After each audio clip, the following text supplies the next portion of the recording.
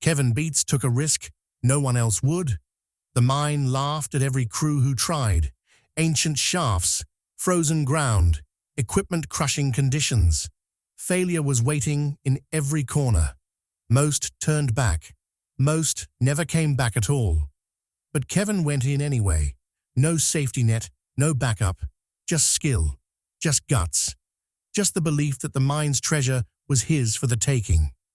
Days turned into nights. Cold burned through him. Exhaustion weighed every step. Every move could end it. And still, he pressed on. He dug, he drilled, he fought. Then it happened. $75 million in gold recovered from the Alaska mine. A fortune that legends said couldn't be claimed. Sweat, risk, and sheer will turned into victory. Hit that like button and subscribe, because Kevin's story isn't just about gold. It's about courage. It's about danger. It's about taking the ultimate risk and winning. Kevin Beets knew from the start that this wasn't going to be a normal season. He had gambled before. Weather, equipment, even the permafrost itself. But nothing compared to the abandoned mine that lay ahead of him. Locals called it the Frozen Heart, a name whispered with the same unease as a curse. It wasn't just another played-out claim left behind by desperate miners. This was a place where the earth seemed alive, where the sound of cracking ice never stopped echoing through collapsed tunnels, a groan that shook the bones and carried stories of the crews who never made it back out. On the maps, it was marked as a dead zone. Old surveyors had scribbled warnings in the margins: unstable shafts, permafrost collapse, not worth the risk. But for Kevin, those warnings had the opposite effect. He had spent too many years proving himself, too many hours breaking his back to step out from his family's shadow. If there was even the smallest chance that the mine held the kind of untouched fortune the old-timers spoke of, then turning away wasn't an option. He told his crew, straight out, "If we survive this mine, we'll survive anything, and we'll come out with gold." The first steps down were slow and tense. The walls of the mine seemed to close in tighter the deeper they went. The ground underfoot shifted constantly, a mess of frozen mud and loose timber waiting to collapse, or worse.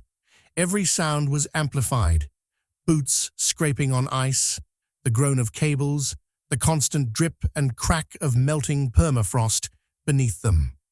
Some of the men muttered about the last team that had tried to work this stretch of ground.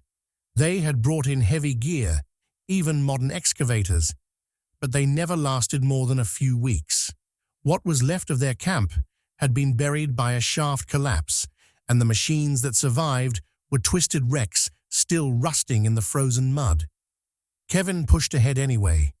He had read the journals left behind by miners from nearly a century ago, notes written in desperate handwriting that spoke about how the mine seemed to swallow crews whole. Those words could have scared him off, but instead they burned in his head like a challenge. He tightened his harness, checked his gear, and muttered to himself, "If this place doesn't kill us, it'll make us legends." The further they pushed into the mine, the more it fought back. Machines were hauled in piece by piece, lowered on cables that strained and screamed against the weight. But even steel wasn't safe here. Excavators sank into the mud almost as soon as they touched the ground. Hydraulic systems froze, choked by ice and sub-zero temperatures. Pumps stalled as the permafrost shifted, crushing lines and joints. The mine floor was alive, shifting like it wanted to bury them at the first opportunity. Then the cave-ins started. Small at first, a scattering of ice and timber cracking, chunks falling from overhead, but soon they came heavier, full sections of ceiling shearing down without warning. The men had to scatter, leaving tools where they lay as tons of frozen earth came crashing down. Each time, Kevin counted heads, waiting for the worst. Each time, they barely came out, with everyone intact. The moment that nearly broke them came without warning. One of the main support beams cracked, the sound like a rifle shot ricocheting through the mine. An excavator, easily the size of a small house, tilted violently, sliding toward the open shaft with enough force to drag anything in its path. For a breathless second, the crew froze, waiting for disaster. The machine missed them by inches, slammed into a timber wall, and hung there, groaning like it might give way any second. The men looked at Kevin, expecting him to call it off, to order a retreat before someone was crushed for good. But retreat wasn't in his nature. Supplies were thin, equipment was breaking faster than they could fix it, and only 2 excavators still functioned. Anyone else would have called the season a failure already. Kevin saw it differently. Where others saw a death trap, he saw an opportunity no one else dared to touch. He gathered the crew around the generator that night, faces lit by the harsh work lights, exhaustion written in the frost and dirt on their skin. "We came here for 3,000 ounces," he said, his voice carrying over the hum of machinery. "But that's not enough. If we're risking everything to be here, then it has to be worth it. We're raising the goal to 5,000. The men stared at him in silence, some with disbelief, others with quiet anger. It was insane. The mine had nearly killed them already. But Kevin didn't flinch. He believed that the mine was hiding more than just scattered flakes and traces. He believed that beneath the permafrost and collapsed shafts, there was a mother lode that could change everything. And if that meant doubling the pressure, pushing every man and machine to the limit, then so be it. The decision hung heavy in the air. They all knew what it meant. Longer hours, harder work, and no margin for mistakes. The mine would test them, break them if it could. But they also knew that if Kevin was right, if there truly was a fortune hidden under their boots, then every cut, bruise, and close call would be worth it. The mine was dangerous, maybe even cursed, but it was also a once-in-a-lifetime chance. So they stayed. They braced the shafts, reinforced the supports, and prepared to go deeper into the frozen heart. The mine wasn't finished with them yet, not by a long shot. But neither was Kevin finished with the mine. Even as the crew steadied themselves, Kevin's mind raced. The mine's silence was deafening, yet he could sense the unseen spaces beneath the frozen ground, the secrets the permafrost kept locked away. He had to see what was hidden, even if it meant bending the rules of danger itself. Without a word, he signaled for something the crew had never tried in conditions like this. Ground-penetrating radar systems, machines built for archaeology and deep mineral surveys were positioned throughout the mine. At first, the frozen ground interfered so badly it seemed impossible they would get clear readings, but Kevin pushed them deeper, adjusting frequencies as grainy images flickered on the screens. The mine floor, long hidden by ice and collapsed timber, began to take shape in ghostly outlines. Then the first real shock appeared. The radar showed a void beneath the permafrost, a sealed chamber branching away from the main shaft, a chamber the men had no idea existed. It wasn't just empty space. The scans revealed clusters of density beneath the frozen earth, shadows that hinted at mineral-rich deposits sealed away under tons of ice and stone. The shape was unnatural, too precise to be explained by ordinary geology. Someone had been there before. Kevin spread the old journals across the work table, weather-stained pages that spoke of an impossible gold pocket deep under the mine floor. For decades, no one had believed those words. Too dangerous, too unlikely. But now, the screen in front of them showed proof. The 3D map filled in detail after detail, sketching out a passage that curved like a vein through the frozen earth, with pockets bright enough to suggest quartz, rich with gold. The men argued. Some called it suicide, trying to open a chamber buried under that much frozen ground. Others stared at the map with wide eyes, seeing the same thing Kevin did: fortune, the kind that rewrites lives. He cut through the noise with a simple statement. They weren't going after loose flakes in gravel.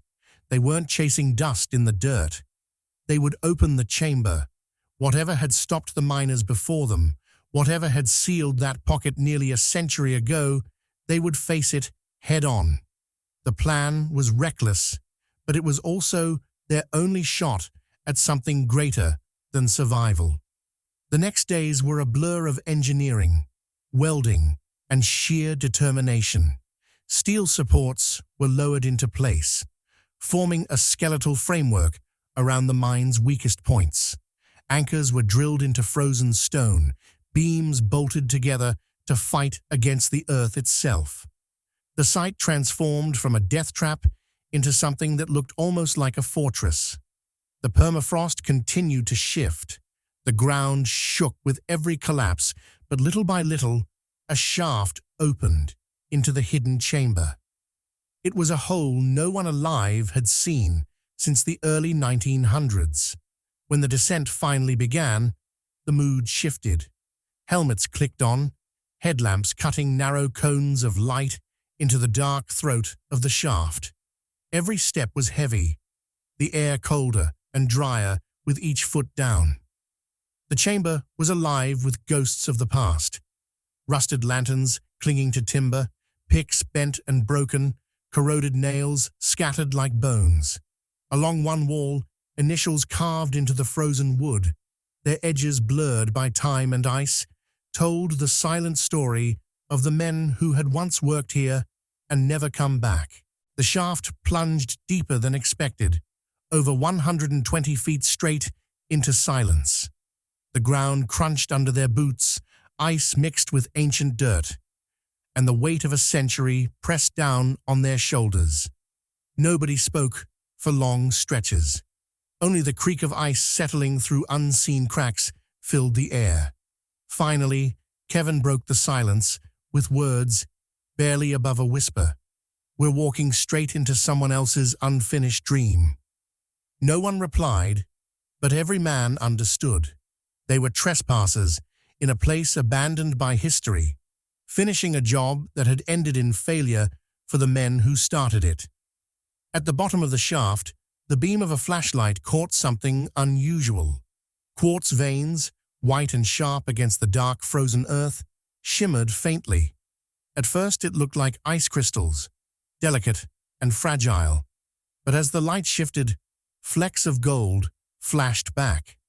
The sight held them frozen, caught between awe and disbelief. Visible gold, not microscopic dust, not fine powder, actual flecks, glimmering right in the rock.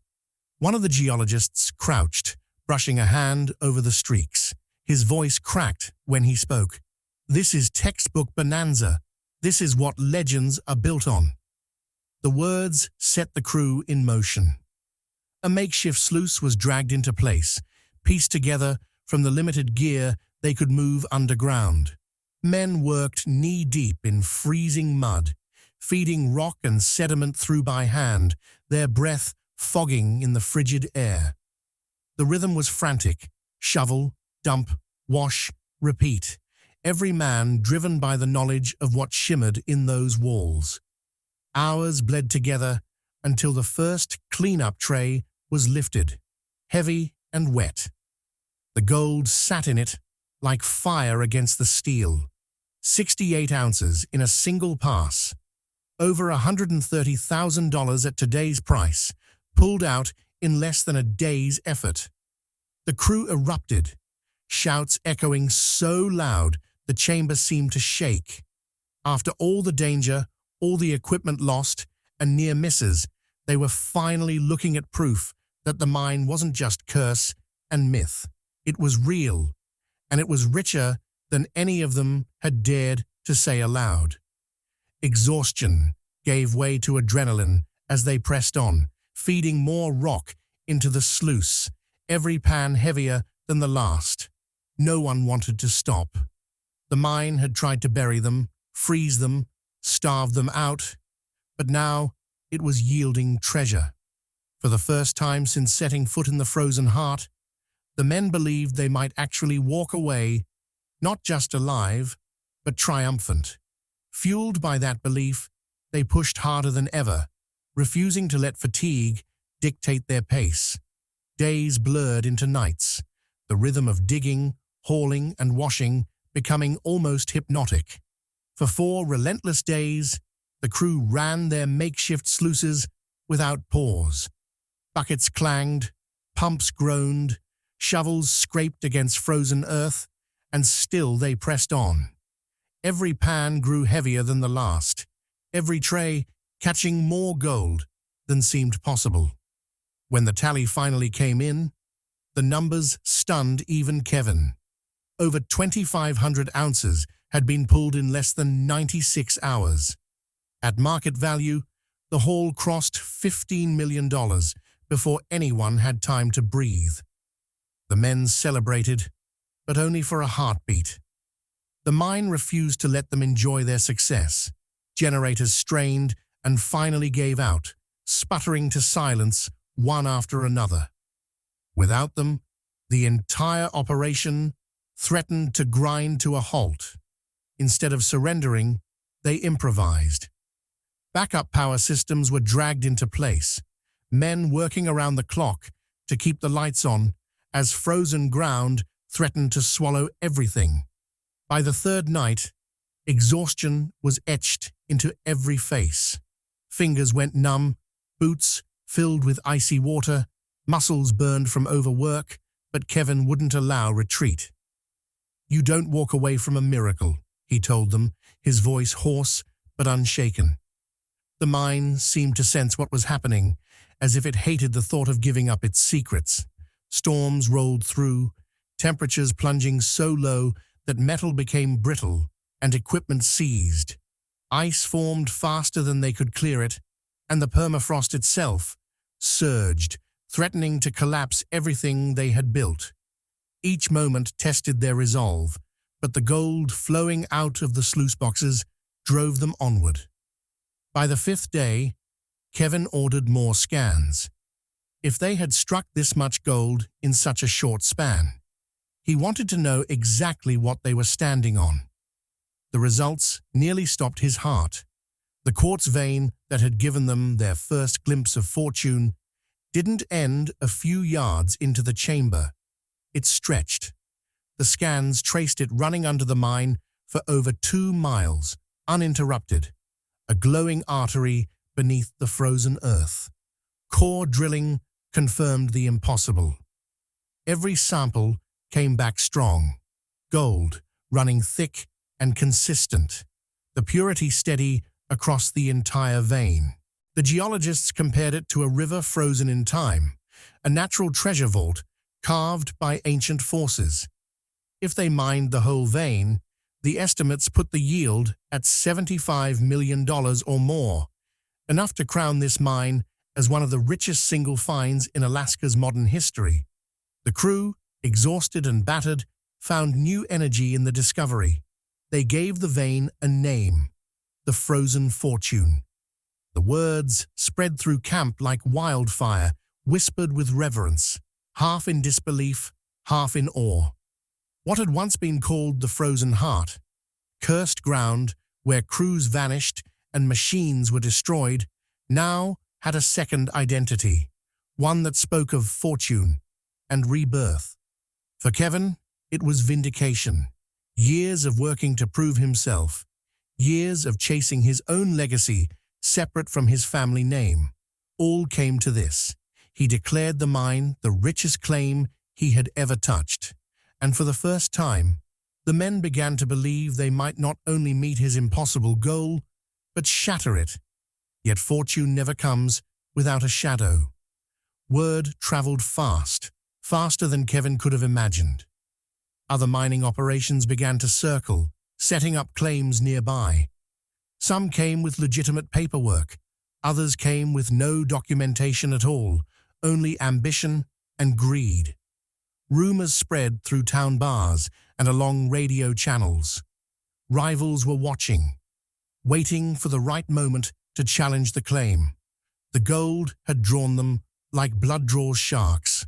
Then came the regulators. State officials appeared unannounced, descending into the mine with clipboards and hard hats, demanding permits, safety reports, and documentation.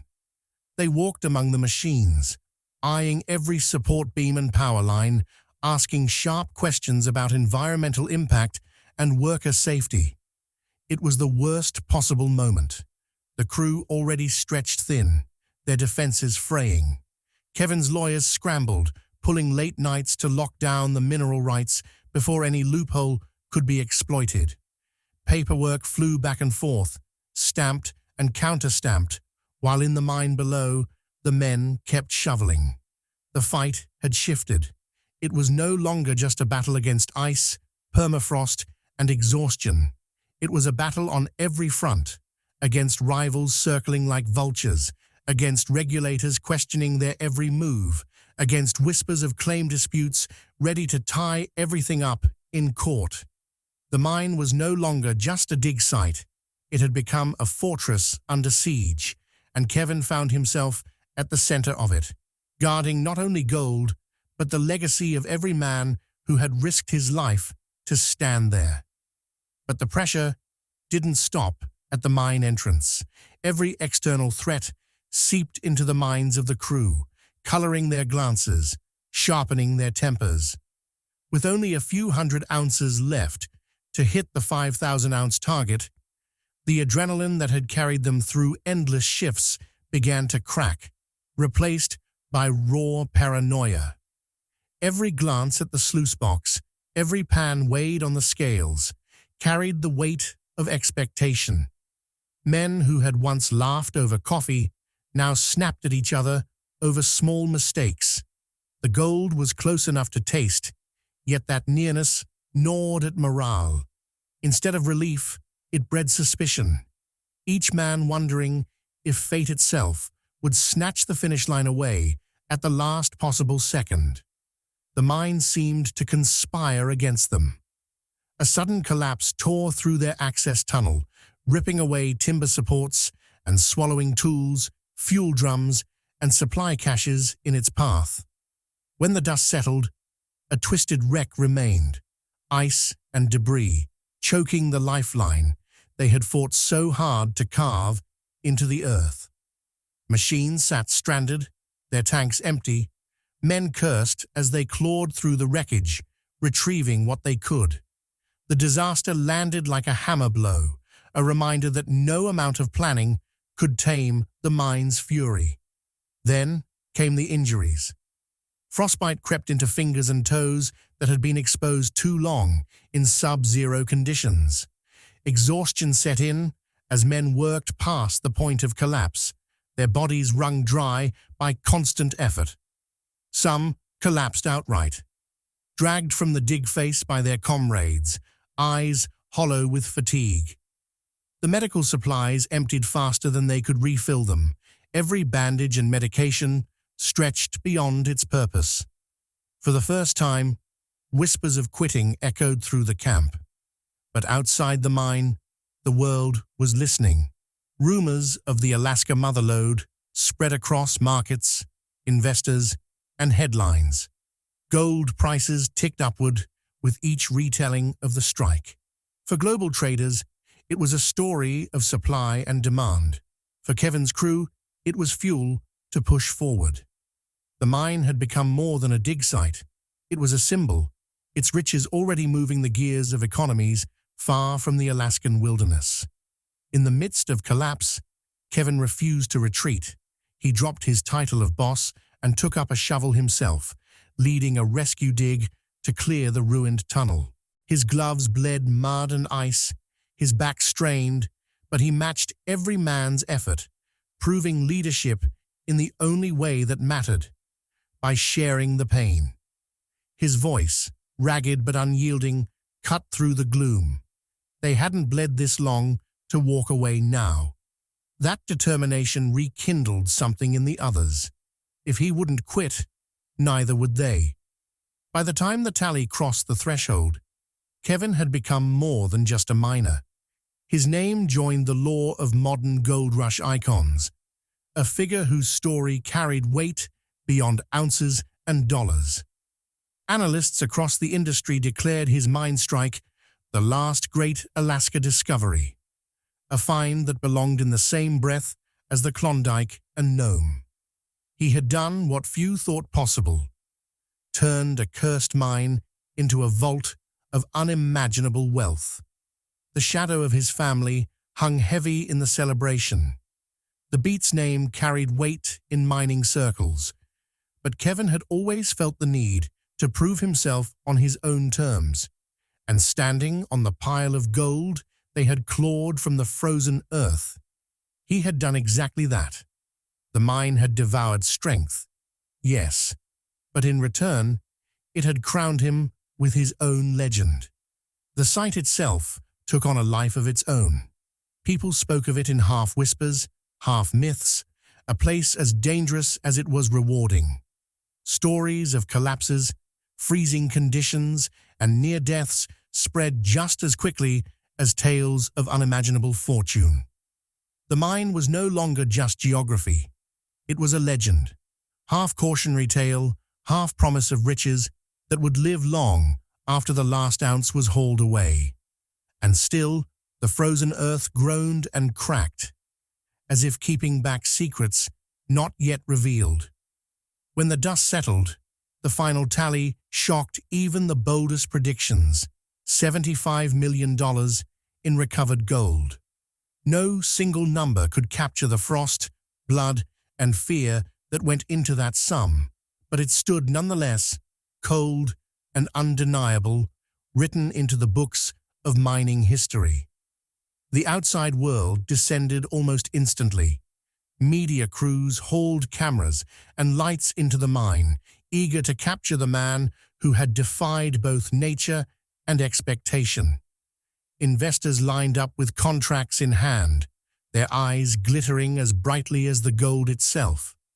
Foreign buyers offered staggering sums for access to future operations. In a matter of weeks, the isolated mine transformed into a stage, every corner lit by attention. And yet Kevin himself remained quiet. He had no grand speeches, no boasts. When asked what the fortune meant, he gave only a few words. Gold doesn't come easy. You fight for it, you bleed for it, and you earn every ounce. His silence spoke more than any interview could. To him, the gold was not just wealth. It was proof of survival, of endurance, in a place designed to break men. It was proof that he had carved his own path, his own legacy. The mine itself would never be the same. Once a death trap whispered about in mining circles, it had become a modern legend, a crown jewel in the story of the gold rush era reborn. But legends are never simple, never safe. For every ounce carried away, questions lingered. Had Kevin uncovered the fortune he sought, or had he awakened something older, something that would never rest again? The creak of the frozen earth, echoing through its dark shafts, seemed to suggest the latter, a sound that was equal parts triumph and warning, as if the land itself refused to be silenced. If you loved this epic Alaska strike, hit that like button, subscribe, and turn on notifications so you never miss the next adventure.